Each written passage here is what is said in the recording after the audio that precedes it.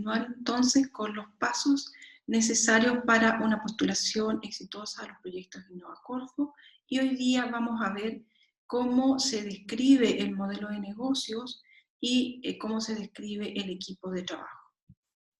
En primer lugar, voy a aclarar que yo estoy utilizando como ejemplo durante todo el desarrollo de las charlas un proyecto que se postuló en el año 2015 que decía relación con validación y escalamiento para la producción de un biofertilizante y un acondicionador de suelos. Y que estas líneas en ese tiempo tenían una clara visión de poder desarrollar tecnologías de impacto y que ojalá derivasen, ¿cierto?, en el desarrollo de una patente de invención. Sin embargo, ¿cierto?, el modelo de negocio de los formularios actuales está más centrado en el negocio productivo que en el negocio tecnológico. Entonces yo voy a describir ambas opciones. Vamos a primero mirar lo que indicaban las bases en ese tiempo. Vuelvo a insistir que mirar en detalle las bases y buscar mecanismos para entender las bases es clave para que el proyecto sea exitoso. En ese caso, las bases me indicaban claramente que yo debía indicar una estrategia para capturar el valor generado por la innovación. Y la estrategia tenía que estar representada, ¿cierto?, en el modelo de negocios. Y claramente, lo marqué ahí en negrita, cómo el beneficiario, que en este caso era la universidad asociada a una empresa, pretende proteger la propiedad intelectual derivada del proyecto.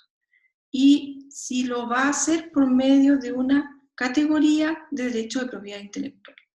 Y también indicar los posibles países en donde esta tecnología debería protegerse. Como ustedes pueden ver, el objetivo de esta línea era claramente ir hacia el desarrollo de una patente. Luego, el formulario de 2019, los nuevos formularios, tienen unas preguntas bastante distintas, pero entre las que son comunes está esta, que es ¿cuál es la magnitud de los ingresos o ahorro de costos que espera generar con su propuesta? Es una pregunta que está, ¿cierto?, que parte del modelo de negocio y que siempre ustedes la van a encontrar cada vez que tengan que describir un modelo de negocio, y uno de los formatos más usados es Canvas. Es indicar cuál es la magnitud, ¿cierto?, del impacto económico, cuál es la magnitud de los ingresos que se van a obtener con el negocio, o ahorro de costos, también está esa opción. Y si vamos a hablar de los beneficios económicos, hay que indicar claramente, dice el formulario, si es un aumento de ingresos o lo que indicaba anteriormente, disminución de costos u otros.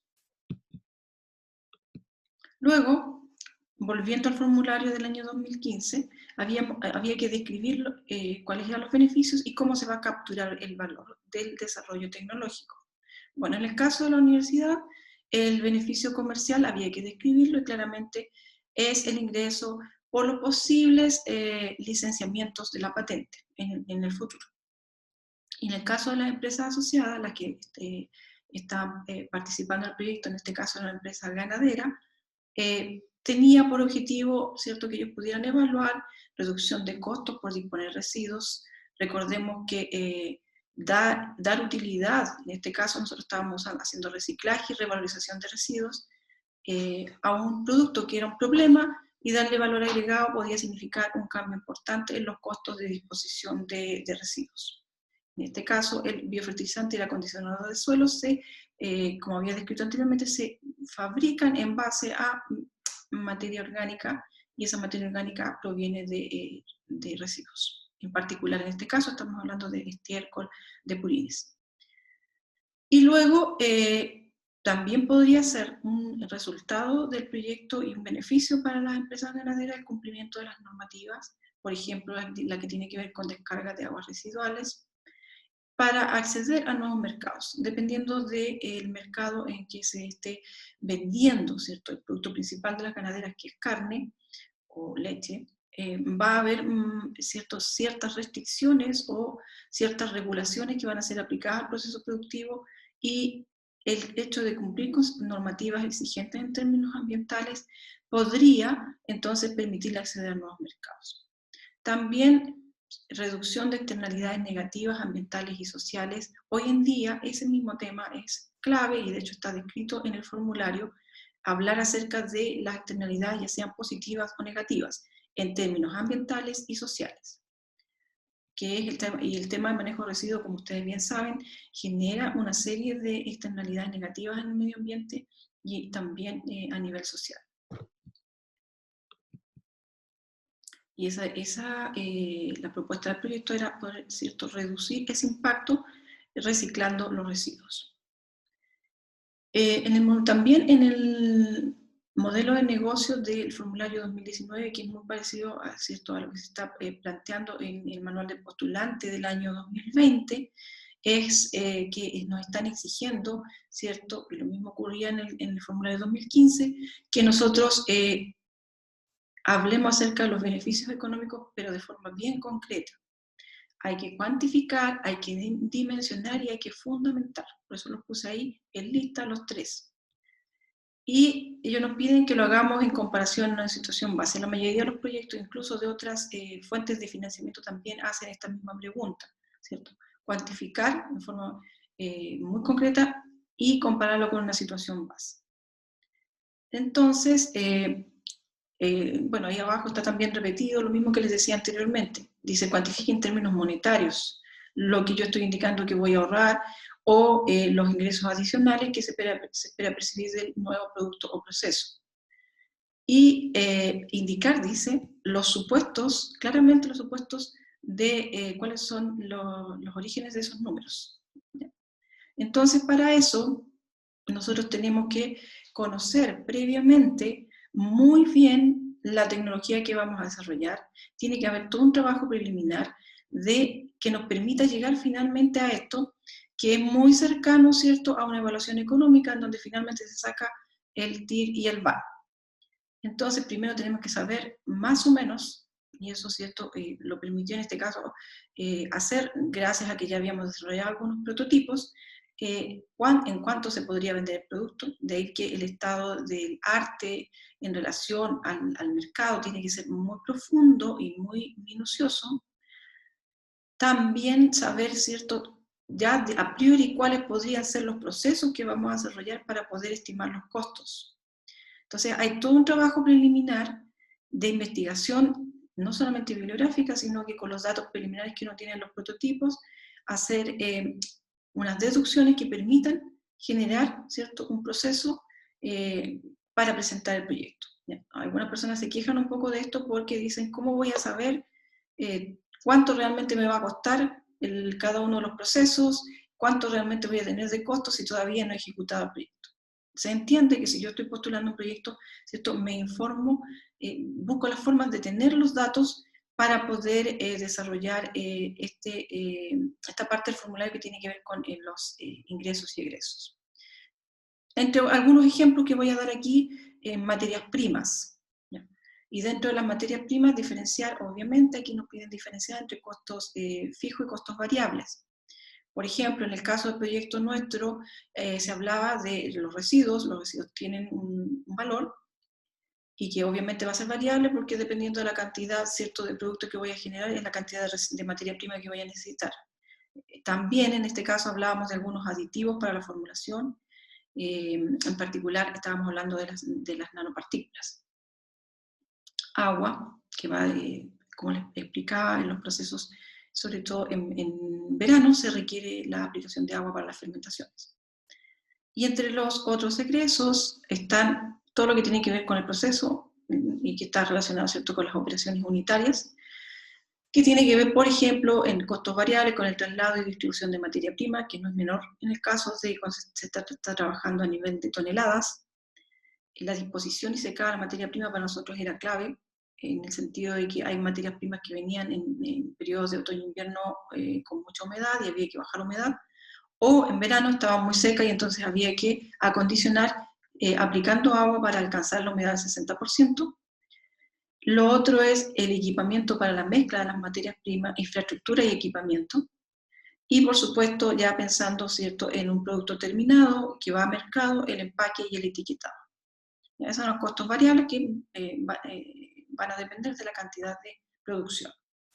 Y costos fijos, aquí estamos con el arriendo de infraestructura, se hablaba de arriendo en ese caso, ¿cierto? Porque era un proyecto de tipo piloto y en que la cancha de compostaje tenía que ser, ¿cierto?, arrendada. Y todo lo que tiene que ver con mantención del equipamiento, por ejemplo, en este caso, ¿cierto?, de la máquina revolvedora o del tractor o de los camiones para el transporte de las materias primas.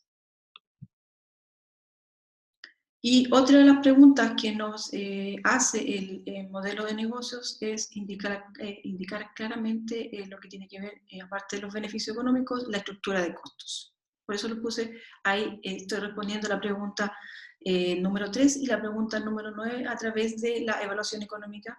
Aquí yo lo que estoy mostrando es todos los componentes de la evaluación económica. Entonces, entre los egresos, los costos, la estructura de costos, y vuelvo a insistir, para poder tener nosotros la estructura de costos tenemos que tener un proceso armado, simulado, muy bien simulado. Está obviamente el personal, y dentro de los costos fijos está el personal de administración, el personal de ventas, que es clave, y el personal técnico y operarios. Para el caso nuestro, estamos hablando, imaginando, ¿cierto?, que vamos a tener una empresa productora de bioinsumos, en ese sentido estoy hablando.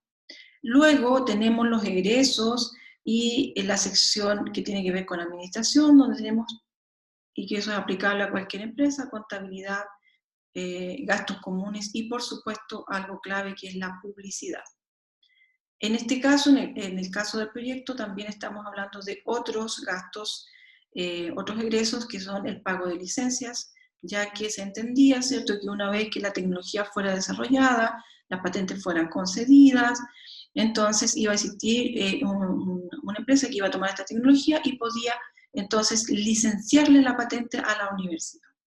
Y otro de los aspectos que se considera también como egresos son las depreciaciones y obviamente los intereses por préstamos.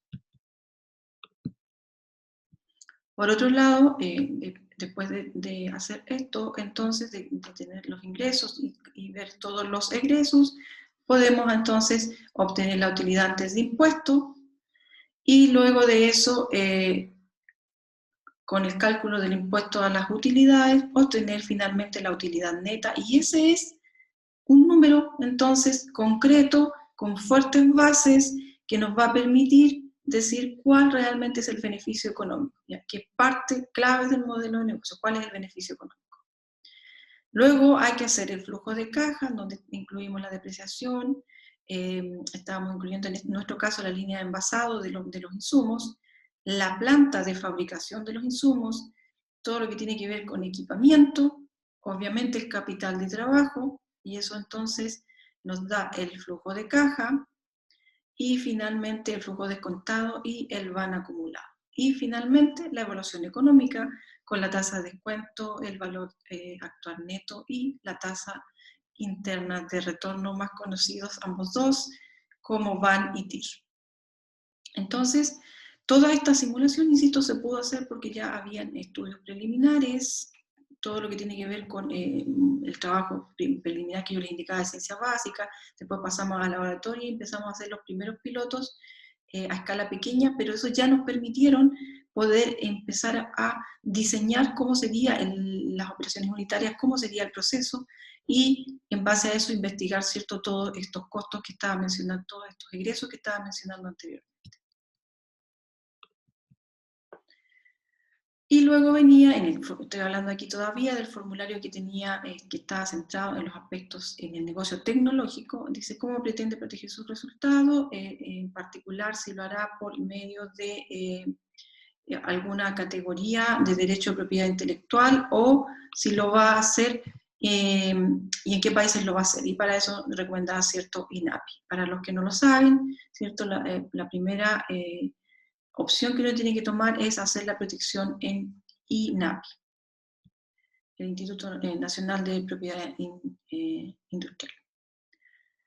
Y aquí nosotros, el proyecto, ya teníamos una solicitud de patente cuando se presentó el proyecto y que estaba en trámite y tenía ya su número, ¿cierto? En el año 2013 era 3780 y con su respectivo nombre. Entonces, lo que, insisto, estaban preguntando nosotros cómo la universidad iba a capturar valor a través de este desarrollo, y lo que se planteaba es que la estrategia de transferencia, se iba a buscar la estrategia, ¿cierto?, de transferencia tecnológica que permita alcanzar el mejor concepto de valorización de mercado y por ende el mejor negocio tecnológico, que fue algo que posteriormente, ¿cierto?, con los resultados del proyecto, la universidad presentó, se presentó algunas líneas tanto de Innova Corfo como otras, para poder buscar un broker y poner la tecnología a disposición del mercado. El modelo entonces de negocio, aquí lo tengo separado, que lo exigía el proyecto. Vuelvo a insistir, el proyecto estaba centrado en un negocio tecnológico, pero también nos pedía ya empezar a simular lo que sería el negocio productivo, y si era posible, dentro del mismo proyecto, ¿cierto?, acercarse lo más posible al negocio productivo. Entonces el modelo de negocio indicaba, para los que no han desarrollado nunca un modelo de negocios, vuelvo a insistir, tiene varios componentes. El primero es el que yo pueda identificar claramente cuáles van a ser los beneficios económicos, y tiene que haber un esquema similar a este, parecido, digamos, en que yo estoy indicando, ¿cierto?, cuál es el flujo de dinero, que son las flechas verdes aquí, ese por ejemplo, el flujo de entregables, quiénes van a ser los socios comerciales, quiénes serán los proveedores y cuál es el mercado objetivo, que es esto que está acá con líneas rojas oscuras.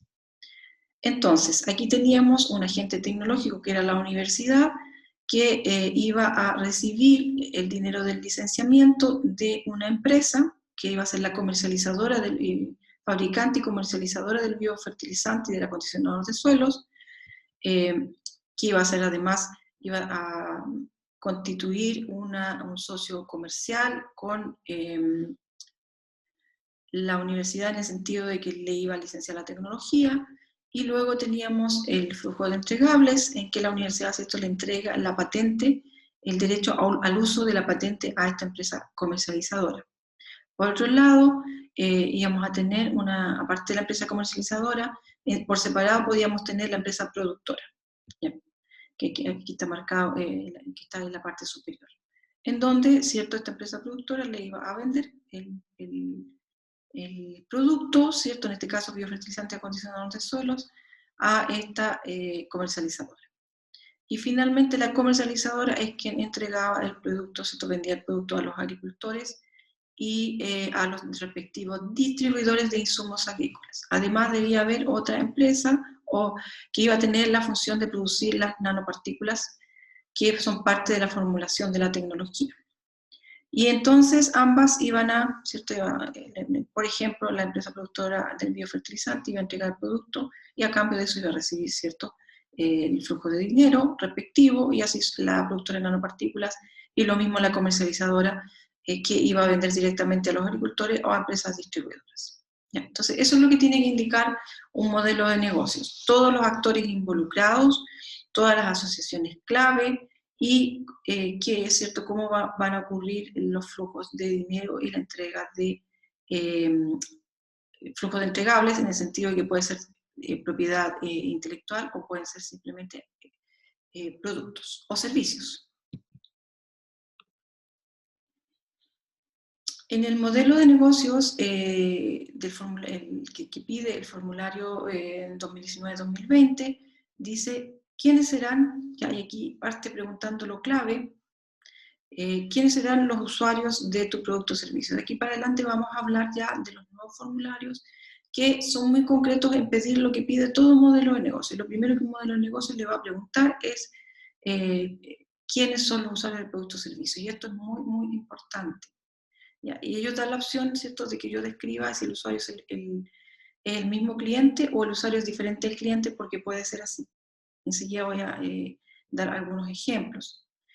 Y 2, describe al usuario de tu producto o servicio y por qué preferiría esta solución. ¿Ya? Y esta pregunta es muy, muy importante. Responderla con una fuerte base de investigación preliminar. Conocer muy bien al cliente y también al usuario, que como digo, a veces son distintos. Entonces, lo primero que uno tiene que responder ahí, respecto del usuario, es si va a ser un mercado de masa, si va a ser un nicho, si va a estar segmentado, si va a estar diversificado, o, por ejemplo, va a ser una plataforma multilateral. Y como ejemplo yo pongo, en el caso de la universidad, ¿ya? El licenciamiento de la patente va a ir a nichos, es decir, a empresas que tengan que ver con fabricación y o comercialización de insumos agrícolas. Si la empresa de bioinsumos que tomaría la tecnología, si tomamos como ejemplo eso, va a ir también, podría también tener estos bioinsumos disponibles para ciertos nichos, por ejemplo, el nicho de agricultura orgánica. Y voy a empezar a poner algunos otros ejemplos de empresas que no tienen nada que ver con esto que tiene que ver con I+D, de investigación y desarrollo, sino con otro tipo de servicios o productos, ¿ya? Que son muy conocidas además. Y ahí puse el caso de Airbnb y Booking, que son dos plataformas, sobre todo Airbnb es más o menos nueva, que son dos plataformas que se encargan de conectar, ¿cierto?, los servicios de hotelería o de departamentos en arriendo diario para conectar a ambos, al cliente con, ¿cierto?, con el proveedor del servicio. En ese caso, ellos utilizan una plataforma multilateral, como los usuarios entonces se conectan, ¿cierto?, a través de una plataforma y su mercado es un mercado de masas. A eso se refieren estas preguntas, definir quiénes son los usuarios y si hay o no hay, cuáles son los segmentos de clientes. Entonces, vuelvo a insistir, esto va a variar mucho dependiendo del producto o servicio que se vaya a ofrecer. Y otro aspecto muy importante es definir y estudiar muy bien el perfil del cliente, porque finalmente de eso depende el negocio, de que se venda o no se venda. Y por lo tanto, nosotros tenemos que tener muy claro cuál es el perfil del cliente. Y para eso hay varios aspectos que considerar y yo los voy a resumir en tres grandes aspectos. Uno es el trabajo del cliente, que tiene que ver, ¿cierto?, con actividades de importancia, donde tenemos actividades funcionales, donde el producto que nosotros vamos a ofrecer puede ayudarle en una tarea específica, o sociales, que tienen que ver, por ejemplo, si hablamos de ciertas marcas de celular, no voy a decir cuál, que tienen ciertas marcas de celular, además de cierto, tener ciertas prestaciones especiales que tienen mejor calidad y mejor funcionamiento, también proporcionan estatus. A eso se refiere con los aspectos sociales, que son extremadamente importantes. La generación de... hay muchos modelos de negocio que se basan en este tema del estatus. Y eso tiene que ver, por ejemplo, con la moda y con empresas de moda que son bien conocidas y que facturan millones y millones. Así que no es algo despreciable. Lo menciono porque en el mundo de la universidad esos aspectos no son siempre bien valorados, pero si estamos hablando de modelos de negocio en general, claramente hay modelos de negocio en que el perfil del cliente es muy estudiado para ver cómo se contribuye en la generación de estatus. Y por supuesto está todo lo que tiene que ver, aún en el trabajo, con cómo el producto va a contribuir, ¿cierto?, en suplir necesidades personales o emocionales para poder trabajar. Es decir, que el producto pueda llegar a resolver problemas o necesidades a ese nivel. Por otro lado, algo muy claro es considerar cómo mi producto o servicio va a contribuir a reducir las molestias en el cliente. ¿Ya? Y ahí estamos hablando de pronto hay productos que generan efectos secundarios. Vamos a hablar, por ejemplo, en el caso nuestro, llevando al mundo de los insumos agrícolas, puede ser algo poco conocido quizá para quien está escuchando, pero es muy conocido sobre todo en los países desarrollados y por eso la agricultura orgánica, ¿cierto?, ha alcanzado una demanda gradual en incremento en los últimos años. Es el efecto secundario que provoca la aplicación de plaguicidas y que es muy cuestionado en términos ambientales. ¿Ya? Entonces, si yo desarrollo un producto que no tenga sus efectos secundarios, podría ser interesante para el mercado. Riesgos, vuelvo a usar el mismo ejemplo, y si vamos a otro tipo de ejemplo, no sé, en el caso de productos de tipo farmacéutico también, ¿cierto? Si tienen o no tienen riesgos asociados. Y otro de las molestias que se pueden reducir son simplemente obstáculos. Es decir, hay tecnologías que si bien son bastante buenas, son difíciles de manejar. ¿Ya? Y para eso, ¿cierto? Hay varios ejemplos en el mundo de la tecnología y que fueron precisamente quedándose atrás porque no evolucionaron, y los que lograron alcanzar el mercado y permanecer fue porque eliminaron esos obstáculos. Y además de eso hay que considerar algunos beneficios adicionales que el cliente, ¿cierto?, estaría esperando del producto. Algunos que son necesarios, si vamos a hablar de los celulares, por ejemplo, simplemente que el celular permita hacer llamadas, es un beneficio, ¿cierto?, básico, necesario, que permitan generar, ¿cierto?, hoy día elemental, que el celular permita generar un sistema de mensajería rápido. Están los beneficios esperados, se espera, ¿cierto?, que el celular, como decía, me permita enviar un correo, por ejemplo. Y hay otros que lo puse así tal cual como lo describen los expertos en este tema de modelo de negocio, que al cliente le encantaría tener, pero que no está esperando necesariamente que esté en el producto o servicio. Y están todos los inesperados, algo que resulta una sorpresa muy agradable para el cliente.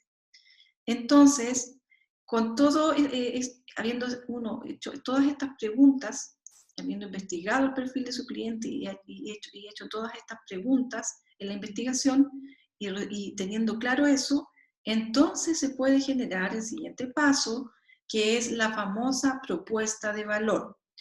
Les decía yo que en el formulario 2015 a mí no me preguntaban muy claramente por la propuesta de valor, porque, vuelvo a insistir, estaba centrado esa línea de financiamiento en el desarrollo de tecnologías, y estaba muy centrado, ¿cierto?, que la propuesta de valor fuera el desarrollo de una patente, por ejemplo. Pero si hablamos de proyectos en general, la propuesta de valor, ¿cierto?, es extremadamente importante y es la que va a permitir que su proyecto, ¿cierto?, de su producto o servicio se venda o no se venda. Y esa propuesta de valor nace de las preguntas y de los análisis que estaba mencionando en la diapositiva anterior. Finalmente, entonces, con todos esos insumos, yo genero la propuesta de valor. Y que, vuelvo a insistir, los formularios actuales lo preguntan claramente, ¿cuál es su propuesta de valor? Y lo preguntan no solamente como en la parte de modelo de negocio, sino que está ya respondida de alguna manera cuando nosotros planteamos la solución del proyecto. Ahí donde yo planteo la solución del proyecto es donde tengo todos los elementos ya descritos de la propuesta de valor. Entonces, la propuesta de valor va a consistir en entregar productos o servicios o ambos, y que pueden ser de tipo físicos, pueden ser intangibles, pueden ser digitales o pueden ser financieros. Y vuelvo a insistir, ahí todos ellos, de la característica que sean, tienen que poder responder las necesidades del cliente. Entonces, si vamos a hablar de la parte que tiene que ver con, que había mencionado anteriormente, del trabajo, entonces, por ejemplo, un celular sí contribuye, ¿cierto?, a que la persona pueda trabajar de menor manera, o un computador, un notebook, o una tablet. Si hablamos de los intangibles, bueno, ahí puedo poner como ejemplo una patente de invención, los digitales, ya hoy día muy usados, muy conocidos, no es necesario que yo lo explique, y lo que tiene que ver con financieros, ahí se refiere básicamente, ¿cierto?, a la proporción de servicios o productos de tipo económicos, y el ejemplo más claro, ¿cierto?, son los préstamos bancarios o las tarjetas de crédito. Luego, en la propuesta de valor, antes habíamos hablado, ¿cierto?, de creadores de alegría, de eliminadores de frustraciones. Bueno, la propuesta de valor tiene que mostrar los aliviadores de frustraciones, ¿cierto? Que el producto o servicio tenga características que permitan reducir las molestias del cliente y contribuir a aliviar frustraciones, no todas, sino las que realmente le importan al cliente. Y en todo lo que tiene que ver con el beneficio y el valor adicional, entonces, están todos estos creadores de alegría, Voy a poner el ejemplo de los celulares otra vez, que ahora sí tengo que decir la marca. Claramente los celulares se espera de ellos, ¿cierto?, que permitan hacer llamadas, que permitan una mensajería rápida, que permitan enviar correo, pero si además traen un buen diseño, como es el caso de iPhone, ¿cierto?, de los iPhone, que eso genera, ¿cierto?, una actitud de parte del cliente en que finalmente todo el conjunto del servicio, del producto, le genera alegría. Y aquí hay que buscar marcar la diferencia en todos los niveles que había mencionado anteriormente, ¿cierto? Cumplir con los requerimientos básicos, los necesarios, darle algún plus en términos de ciertas características del producto que le generen de nuevo alegría al cliente, y si además le sumamos los inesperados, pues mucho, mucho, mucho mejor. Entonces, eso hace que finalmente la propuesta de valor sea suficientemente sólida.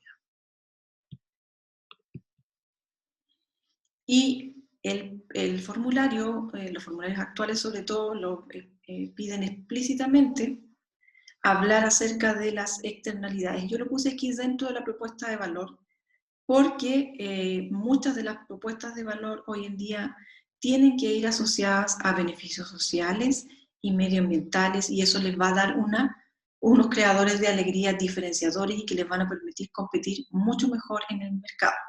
¿Ya? Esos aspectos cada vez han ido tomando más valor. Y hay muchos ejemplos al respecto en el mundo de la cosmética, en el mundo incluso de algo tan elemental como la ropa. Hoy día, ¿cierto?, se fija, y el caso de Nike, por ejemplo, que tuvo una fuerte caída en sus ventas cuando se descubrió cómo se hacía la producción de las zapatillas Nike, en que había, por ejemplo, trabajo infantil, lo cual fue, ¿cierto?, muy mal visto por la comunidad y que tuvo un impacto importante y que llevó a la empresa a tener que cambiar sus políticas. Y ni hablar de los aspectos ambientales, por todos conocidos, que cada vez, ¿cierto?, creo que me quedó mal escrito, debería decir medioambientales, dicen medioambientales, por todos conocido, que es todo lo que tiene que ver, ¿cierto?, con los temas de contaminación y los efectos que pueden tener en el caso del mundo agrícola y de la producción agropecuaria, el tema de olores, que es bien conocido. Entonces, toda tecnología que contribuya a reducir estos problemas va a ser bien vista, primero por los evaluadores del proyecto y segundo como modelo de negocios, para hacer la propuesta de valor va a ser clave. Entonces, hay que en el proyecto definir, o si ustedes simplemente están desarrollando una propuesta de valor, cuáles son los beneficios sociales y medioambientales o cuáles son los costos, porque todo proyecto, ¿cierto?, puede llegar a tener costos importantes en términos sociales y medioambientales, y cuál va a ser la estrategia para poder, si hay costos, poder mitigar esos efectos. Y volviendo al tema de los beneficios económicos, que lo pregunta, vuelvo a insistir, siempre lo van a preguntar en un modelo de negocios, que ya habíamos hablado, que puede ser el aumento de ingresos, disminución de costos, ambos u otros. Vuelvo a mencionar, ¿cierto?, que en el caso de una empresa ganadera, ya lo había mencionado, puede reducir los costos por disposición de residuos, puede incluso, en el caso de lo que nosotros estábamos desarrollando, servirle para revalorizar su materia prima y generar ingresos por ventas de fermentados, por ejemplo, que permitan después formular el biofertilizante o el acondicionador de suelo. Y si hablamos de ingresos a nuevos mercados, claramente la normativa medioambiental es muy amigable con todo lo que tenga que ver con procesos que tengan que ver, por ejemplo, con fermentaciones del tipo compostaje. Y por lo tanto, obtener una DIA favorable va a ser más fácil y va a permitir entonces a esa empresa ingresar a los mercados si es que yo tengo incorporados procesos que sean amigables con el medio ambiente. Si hablamos de una empresa de bioinsumos, podría, mirando el desarrollo de patentes, podría ser que la patente le permita, ¿cierto?, tener barreras de entrada para competidores y generar un producto diferenciado con una mayor eficiencia y que en este caso nosotros en el trabajo que estábamos desarrollando era que estuviera aprobado a nivel de campo, porque pasaba mucho en esos años que los bioinsumos venían del extranjero con una serie de descripciones en sus catálogos, que decían que estaba compuesto de tal cosa y que tenía tal efecto, pero no estaban demostrados a nivel de campo, ni siquiera a nivel de invernadero. Tal que después, ¿cierto?, se creó la Red Chilena de Bioinsumos, y esta se organizó para precisamente pretender normar todo lo que tiene que ver con los bioinsumos. Y que ha ido, ¿cierto?, progresando, ha trabajado en conjunto con ODEPA y ha ido progresando hasta generar nuevas normativas. Otra de las preguntas que va a tener siempre el modelo de negocios es indicar la forma en que llegará al mercado, y que puede ser a través de venta directa, que el mismo fabricante venda, a través de terceros, por ejemplo, a través de distribuidores en el caso de los bioinsumos, o si estamos hablando de una propuesta de valor que tiene que ver con aspectos, ¿cierto?, como las patentes, la venta de las licencias, por ejemplo. Y también nos van a preguntar por el modelo de ingresos. Y ser bien preciso, entre las opciones está la venta por unidad de producto físico, en el caso de los bioinsumos, ¿cierto?, por kilo o tonelada de bioinsumo. O si el modelo de ingresos, uno cuando no conoce de los modelos de negocio se imagina que la única forma de generar ingresos es vendiendo un producto o un servicio específico, pero hay un montón de opciones más bien conocidas con estas startups tipo Facebook o todas estas plataformas como las que mencionaba anteriormente, Airbnb o Booking, que ellos cobran una tarifa proporcional al uso y que se la cobran, ¿cierto?, en algunos casos tanto al cliente como al proveedor del servicio, o en algunos casos al cliente, o se reparte entre los dos, dependiendo del modelo que tengan. Entonces, es una tarifa proporcional al uso, o las suscripciones en el caso de otro tipo de propuestas de valor. Permisos temporales de uso, si estamos hablando del caso de Airbnb, el proveedor del servicio, ¿cierto?, va a arrendar en forma diaria un departamento, una habitación, que le va a permitir, ¿cierto?, generar ingresos. El licenciamiento, en el caso de las universidades, para las patentes. A veces la intermediación, ¿cierto?, cuando son servicios, por ejemplo, de broker, en que el broker intermedia entre, en este caso, por ejemplo, nosotros teníamos la universidad que tiene las patentes y que contrata un experto comercializador de patentes. Entonces, cobra por esa intermediación. O simplemente la publicidad. Ese es el caso, por ejemplo, de LinkedIn, que usa mucha de la información que es gratis para los usuarios, pero que usa información, ¿cierto?, y cobra por publicidad. Lo mismo el caso de Facebook, que es gratis para los usuarios, pero, ¿cierto?, allí cobra por poner los anuncios publicitarios. Lo otro que nos pregunta siempre un modelo de negocio son las alianzas clave, y en el caso de los formularios 2019-2020 preguntan por las alianzas vigentes y las que se van a concretar, porque se entiende que es un proyecto. Entonces, en un modelo de negocios normal, yo tengo que describir cuáles son las alianzas que tengo en concreto, pero en los proyectos se pregunta por las alianzas por concretar, y para eso yo obviamente tengo que conocer muy bien el mercado, muy bien quiénes van a ser los socios estratégicos. Por ejemplo, en el caso de los bioinsumos, quienes van a proveer los residuos, tiene que estar ya la alianza. Si yo presento el proyecto ya con algunas alianzas creadas, mucho mejor, me va a dar mayor probabilidad de ganar el concurso. Y la por concretar, ahí uno empieza a mirar, ¿cierto?, qué es lo que sería necesario en el futuro para que el proyecto, la propuesta de valor finalmente llegue a mercado.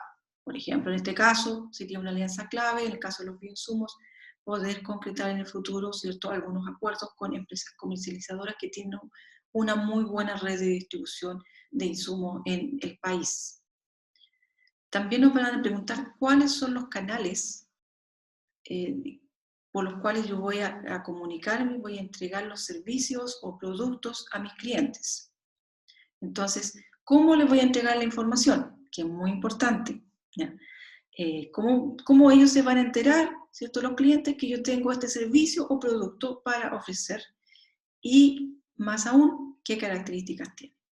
Y aquí vuelvo al ejemplo de los insumos agrícolas. En el caso de los insumos agrícolas, las empresas distribuidoras, las comercializadoras, hacen días de campo, tienen obviamente una página web muy buena, con muy buenos afiches, con publicidad, ¿cierto?, muy clara. En el caso es una característica propia de las empresas de fertilizantes tradicionales, por ejemplo, que tienen muy buena información disponible en la web acerca de las características de sus productos. Y si hablamos de, otra vez, el ejemplo de Airbnb y Booking, estas plataformas que tienen que ver con ventas de servicios de hotelería o alojamiento, esta característica de la información es clave, porque cualquier persona puede poner en esas plataformas, ¿cierto?, su propiedad en arriendo y determinar si lo quiere arrendar diario, semanal o mensual, y una vez que uno lo pone en la plataforma, está disponible esta información para todo el mundo, y en el caso de Booking y ahora también el Airbnb, en todos los idiomas. Entonces, a eso voy con el impacto de la información. El producto o servicio, la propuesta de valor que yo voy a tener, cómo se la voy a informar a los clientes es determinante.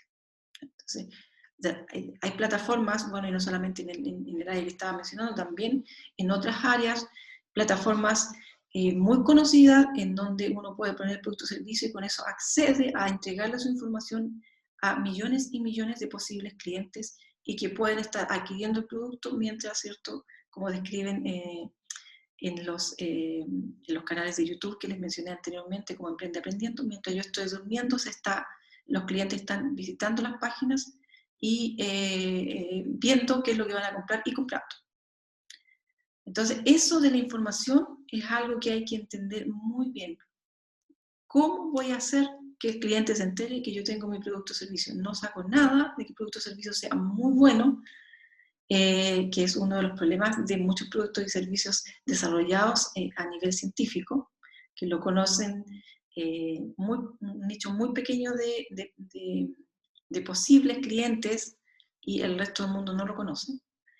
Entonces, por eso vuelvo a insistir, este tema a mí me parece sumamente novedoso, que es el tema de cómo hago llegar la información, que ojalá el producto o servicio que yo voy a desarrollar, sobre todo para los emprendedores jóvenes, esté ligado a un muy buen canal de información.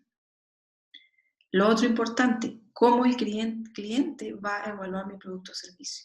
Ya yo les hablé anteriormente acerca del tema de la evaluación. Y hay muchos casos de emprendedores jóvenes, ¿cierto?, que han desarrollado lo que se conoce como producto mínimo viable. Entonces, no es necesario, les decía yo, llegar a estos niveles de los que yo estoy hablando, desarrollar una patente, hacer todos estos escalamientos, todas estas validaciones enormes de alto costo, para productos que son bastante más simples, pero que por lo mismo pueden desarrollar un producto mínimo viable muy rápidamente y que lo pueden poner en venta. Hoy día existen estos canales, estas plataformas de transmisión de información, por ejemplo, ¿cierto?, Facebook, Instagram y muchas plataformas que tienen que ver con venta de productos comunes y básicos, que permiten poner mi producto mínimo viable. No necesito producir tanto, tener el piloto más pequeño posible, ponerlo en venta, empezar a ver, ¿cierto? Siempre hay en esto gente que tiene la curiosidad por cosas nuevas, que son los early adopters, así se describen, los adoptantes, los primeros adoptantes, y que empiezan después ellos a recomendar el producto.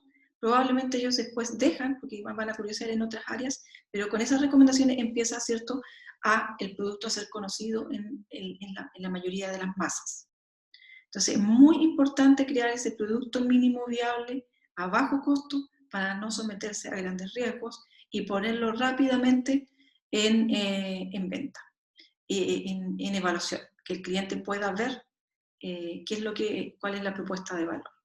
Y desde ahí se reciben entonces feedback, encontrar la forma, por eso los canales son muy importantes, encontrar la forma también de recibir el feedback de los clientes. Y ahí, vuelvo a insistir, es muy, muy importante otra vez el canal en que yo voy a través del cual, o los canales a través de los cuales voy a recibir este feedback. Hay muchos casos conocidos de que hay gente que ha hecho el producto mínimo viable casi teórico, lo pone, lo modifica y después realmente hace el producto y entonces lo empieza a vender, o empiezan a vender antes de tener el producto. Eso es algo que antes era quizá un poco mal mirado, pero que hoy en día, ¿cierto?, es una muy buena estrategia para empezar un emprendimiento. Y lo otro importante, los canales de compra. Que vuelvo de nuevo al tema de las plataformas, son una gran ayuda. Las páginas web, el simple WhatsApp también, ¿cierto? Entender y mirar cómo puedo hacer trabajo, ¿cierto?, de venta a través de WhatsApp. Vuelvo a recomendarles un canal, unos podcasts y que también están en YouTube, aparte del canal Emprende Aprendiendo. Les mencioné uno que se llama Cállate y Vende. Aquí hace mucha referencia a esto, a la parte de no quedarse ahí con la idea, desarrollar ampliamente la idea, desarrollar prototipos muy complejos o muy avanzados. No, rápidamente sacar el producto mínimo viable y ponerlo a venta. ¿Ya? Acción. Lo otro, vuelvo a insistir, buscar las formas de que la gente pueda tener facilidad para que el producto de hoy día, la tecnología, y más aún ahora, es una gran oportunidad para todo lo que tiene que ver con el famoso e-commerce. También tener súper claro cómo va a ser la entrega, y aquí hay varios ejemplos que yo puedo mencionar, y uno de los ejemplos más conocidos hoy en día, ¿cierto?, es producto que no podemos ir a comprar directamente, es que hay una serie de empresas que pueden hacer, ¿cierto?, el retiro del producto y lo dejar a domicilio. ¿Ya? Esa vía, que antes no era tan conocida, hoy en día, al menos en Chile, digamos, en otras ciudades sí, en otros países sí, esta vía de entrega es extremadamente importante. Entonces, buscar distintas opciones de entrega, no solamente en una tienda física, sino que existen todos estos sistemas de entrega a domicilio por las distintas vías que existen hoy en día. Hay empresas especializadas en eso. Y lo otro muy importante, la postventa.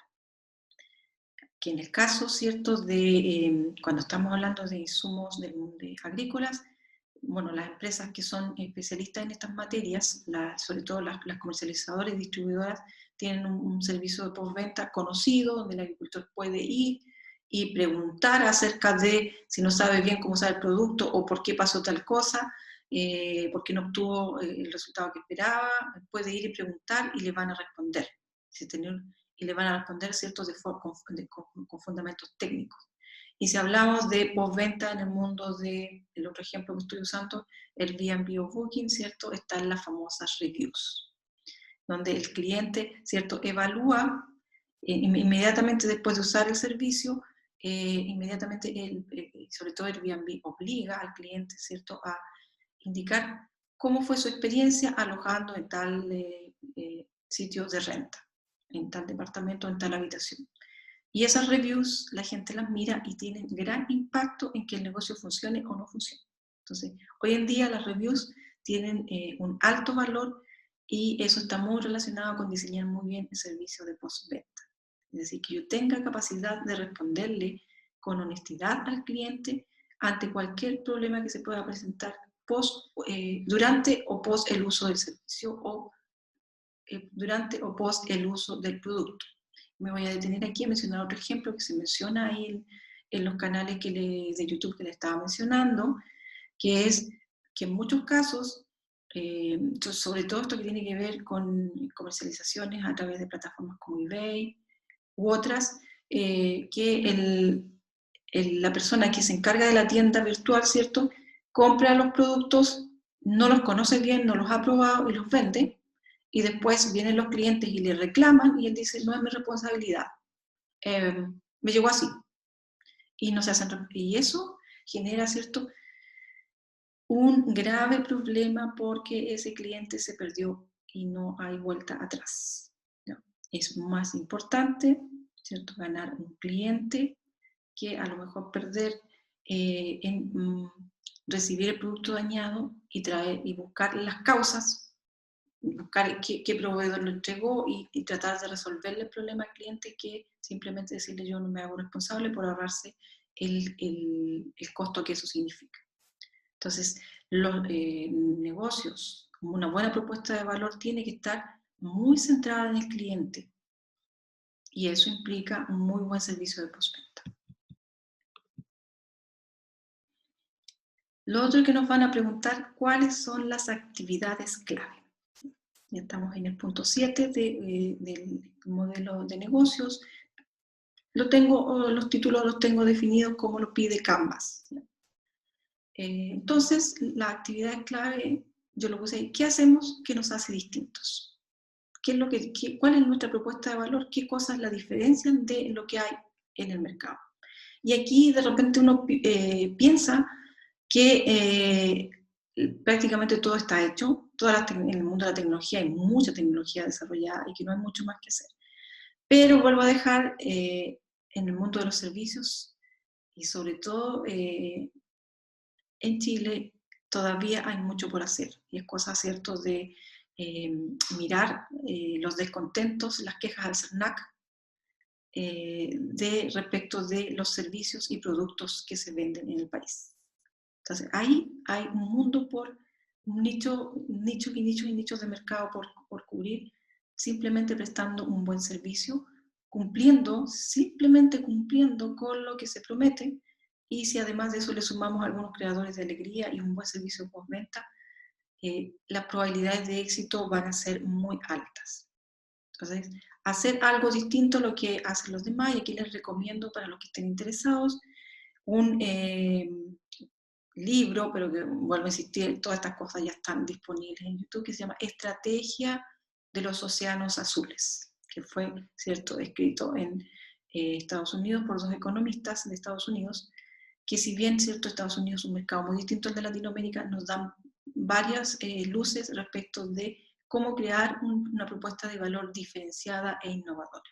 Estrategia de los Océanos Azules, que hace referencia a que nosotros miremos, ¿cierto?, con mucha atención lo que está ofreciendo el mercado, no nos pongamos a competir creando algo igual a eso o muy parecido a eso, sino crear algo distinto, y que eso entonces nos permite que siguen, pues se habla de océanos rojos y océanos azules, se refiere a océanos rojos, que los productos tradicionales siguen compitiendo entre ellos, y océanos azules en el sentido de que mi propuesta de valor es tan distinta a las otras que los otros no compiten con mi propuesta de valor, y por lo tanto mi propuesta de valor se mueve en un océano azul. Y luego, respecto de esto mismo, las actividades claves son el núcleo del modelo de negocio, es lo más importante. Esta actividad clave es lo que hacemos bien, lo que hacemos mejor, y por lo tanto nosotros no lo podemos ni subcontratar ni delegar, porque hay muchas cosas que hoy día se pueden subcontratar y delegar, pero la actividad clave es el corazón, el core business del negocio, que puede ser, por ejemplo, producción. En mi caso, lo que yo estaba planteando en el proyecto era la producción de dos bioinsumos diferenciados, amigables con el medio ambiente, que trabajan con reciclaje, que secuestran carbono, que no son contaminantes, etcétera, etcétera, y que además son altamente eficientes comparado con lo que había en el mercado. Ahí es clave el proceso de fabricación y, de nuevo, el proceso de distribución, para los que son productores. O a lo mejor mi propuesta de valor tiene que ver con la resolución de problemas. Y para eso, vuelvo a insistir, muy importante conocer con detalle a los clientes y generarle soluciones a medida. Y aquí, vuelvo a insistir, en algunos casos es necesario desarrollar plataformas propias. No es suficiente con acceder a plataformas multilaterales como las que había mencionado anteriormente. Entonces, esos son ejemplos de actividades clave. De pronto, ¿cierto? Para la resolución de los problemas se requieren conocimientos especializados, que no los tiene todo el mundo y por lo tanto van a permitir generar estas estrategias de océanos azules, es decir, generar un producto diferenciado. Otro de los aspectos que se pregunta en el formulario son los famosos recursos clave, y aquí se diferencian entre recursos físicos, por ejemplo, que yo tenga una fábrica, que ya tenga los permisos ambientales, por ejemplo, es muy importante, podría ser diferenciador, y podría ser, o que sepa cómo hacerlo, cómo llegar allí. Laboratorios, en el caso, ¿cierto? Si hablamos de la línea de productos de tipo físicos como productos farmacéuticos o cosméticos, edificios, ya si hablamos de en el caso, ¿cierto? De muchos negocios que requieren de edificios con ciertas características, maquinaria, muy importante, puntos de venta. Y aquí voy al ejemplo que se menciona siempre, que ustedes lo van a ver en los canales de YouTube si se meten en temas de emprendimiento, es: ¿puedo yo hacer una hamburguesa mejor, más rica que la de McDonald's? Probablemente muchos de ustedes van a poder hacer una hamburguesa más rica que la de McDonald's en su casa. Y entonces, ¿por qué no me pongo a vender hamburguesas? Mis hamburguesas son mejores que las de McDonald's y entonces voy a poder tener un negocio que va a competir con McDonald's porque mis hamburguesas son más ricas. ¿Tengo yo la cantidad de puntos de venta que tiene McDonald's? A eso voy con la importancia de los canales. El McDonald's, por ejemplo, tiene muchos puntos de venta, tiene muchos canales de distribución, canales de entrega de productos, está donde, ¿cierto? En puntos claves donde la gente requiere disposición, ¿cierto? De comida rápida. La red de distribución, otro aspecto muy importante en el caso de... lo mismo pasa con los insumos agrícolas. ¿Ya? Los puntos de venta son claves y la red de distribución también. La capacidad de distribuir las cantidades que se requieren. Estos son aspectos que yo no puedo descuidar cuando estoy presentando, ¿cierto? un modelo de negocios. Otro de los recursos clave puede ser, dependiendo de la propuesta de valor de la solución que yo esté generando, tal vez son intelectuales. Y ahí, ¿cierto? En la universidad ese es un aspecto clave, en que la diferenciación va por lo que pueda desarrollar cada uno de sus investigadores. Y ahí están las marcas, las patentes, los derechos de autor, y otra cosa muy importante, ya no para las universidades, las bases de datos de clientes. A veces ese simple recurso clave intelectual puede ser diferenciador, el contar con una muy buena base de datos de clientes. O el recurso clave son recursos humanos, ¿ya? En sectores creativos, y aquí voy a ir a el área del arte, por ejemplo, ¿cierto? O el área de la moda, es determinante, ¿cierto? El recurso humano, porque la diferenciación de la propuesta de valor la generan las personas, desde su capacidad creativa. O si vamos a hablar de la universidad o de laboratorios en general, ¿cierto? El conocimiento es clave, por lo tanto, la batería de recursos físicos son simplemente, ¿cierto?, anexos, y donde lo más importante ahí es los recursos intelectuales y los recursos humanos. En el caso de las farmacéuticas, ¿cierto?, las empresas que se dedican a desarrollar nuevos insumos farmacéuticos requieren de un staff de científicos altamente calificados y especializados, que tienen una serie de características para poder desarrollar esto, y sin ellos, sin esos recursos humanos, la propuesta de valor se cae. A eso se refiere con los recursos intelectuales y los recursos humanos. Y en el caso de los recursos económicos o financieros, sí, son parte de algunos modelos de negocio, y ejemplos de ellos son las líneas de crédito y préstamo, y que son características, ¿cierto?, de empresas como bancos e instituciones financieras. Volviendo de nuevo a repasar, simplemente para contestar la pregunta 9, que tiene que ver con estructura de costos, ya lo habíamos mencionado anteriormente, tengo que conocer muy bien, ¿cierto?, mi propuesta de valor, lo que va a requerir en términos de procesos, de infraestructura, etcétera, etcétera, qué costos variables tengo y qué costos fijos tengo. Y ahí, en la estructura de costos, el formulario nos pregunta si mi economía es una economía de escala. Bien conocido, ¿cierto?, que esta economía de escala se refiere a que los costos van a variar en función de las ventas. Mientras más produzco, existe la probabilidad, ¿cierto?, de que al aumentar la escala de producción, los costos de fabricación se reduzcan. Hay otros casos en que eso no ocurre. Y ahí nos dan las distintas opciones, uno tiene que mirar, ¿cierto?, cómo es su proceso, para ver qué tipo de economía de escala es. O están también, que no las menciona el formulario, pero si nosotros estudiamos estas materias, las llamadas economías de campo, que son aquellas que tienen la virtud de que, por ejemplo, puse el ejemplo más claro, es la de las plataformas, que con una plataforma, ¿cierto?, se llega a todo el mundo, lo cual es un canal, ¿cierto?, de información y de venta espectacular, porque está funcionando también las 24 horas. A eso se refiere con estas plataformas. Y con una sola plataforma llego a todo el mundo. No necesito tener, para llegar, ¿cierto?, a la población asiática o a la población europea, necesito tener una gran cantidad de plataformas, ¿no? Con una sola es suficiente, y que obviamente esas plataformas van a tener igual toda una infraestructura asociada, pero no es necesario que a mayor producción, ¿cierto?, yo tenga mayor cantidad de clientes, yo tenga mayor cantidad de plataformas. Entonces, por eso el mundo de las tecnologías se ha vuelto cada vez más interesante como modelo de negocio.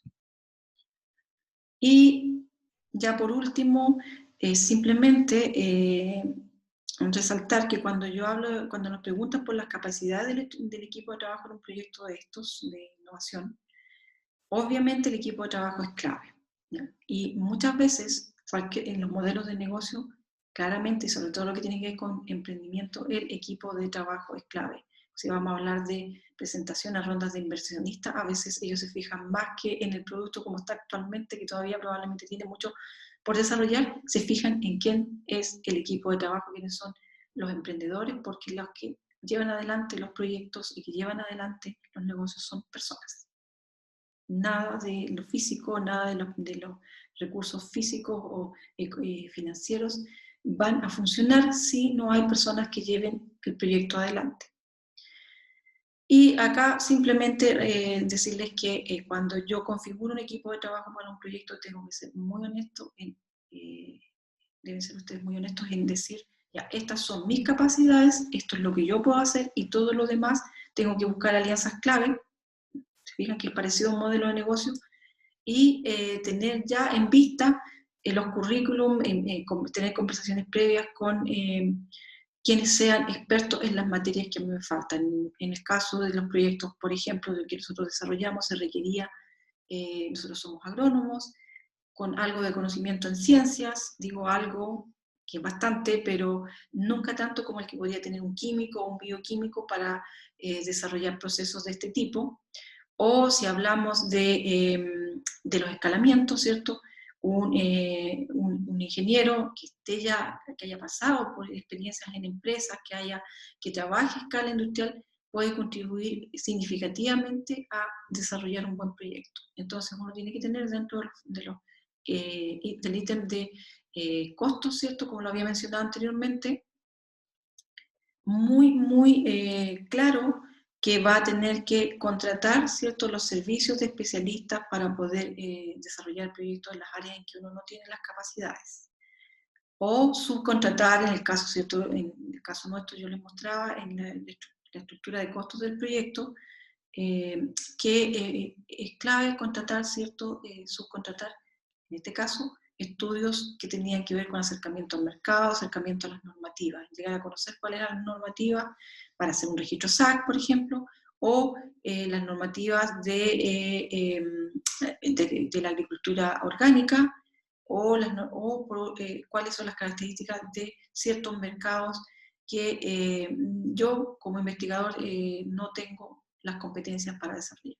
Entonces hay que ser muy honesto en tratar de encontrar a las personas clave para la ejecución del proyecto, y eso va a permitir que el proyecto se ejecute de forma lo más realista posible y se acerque lo más posible al mercado.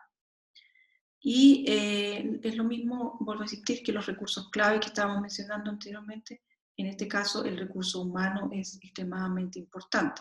En la universidad, obviamente, para desarrollar estos proyectos, nosotros tuvimos dentro del equipo de trabajo muchos de los profesores de distintas facultades, de otras universidades también participando, que contribuyeron, ¿cierto?, con conocimientos, incluso algunos de ellos simplemente participando en la colaboración en tesis.